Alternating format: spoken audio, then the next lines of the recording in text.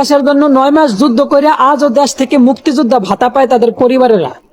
অথচ বছরের পর বছর নিজের দেশকে রেমিটেন্স দেওয়ার জন্য যুদ্ধ করতেছে প্রবাসীরা।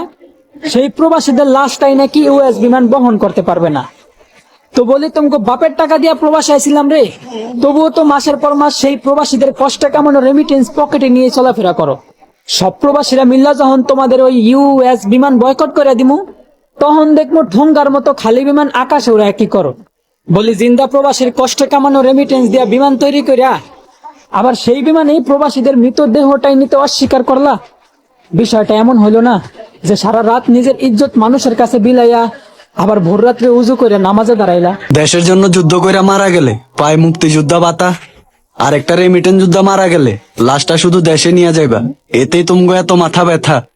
বলি, ইউএস বাংলা কর্তৃপক্ষ শুইনা রাখো কানে, প্রয়োজনে পায়ে হাইটা বাড়িতে যাবো, তাও আর উঠবো না তুমগো বিমান। তোমরা ঘোষণা দিছো প্রবাসীদের লাশ তোমরা বহন করবা না, অথচ প্রবাসীরা তোমাদের বিমানে না উঠলে তোমাদের 2 টাকাও ইনকাম হবে না।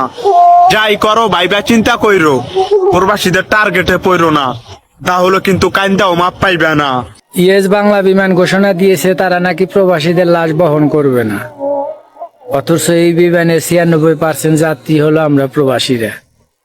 একটা কথা বলি শোনো, মৃত্যুর পর যদি প্রবাসীদের লাশ তোমার বিমানে জায়গা না হয়, তাহলে আজকের পর থেকে তোমার বিমানে ওঠা তো দূরের কথা, আমরা প্রবাসীরা তোমার বিমানের উপর প্রস্রাবও করবো না।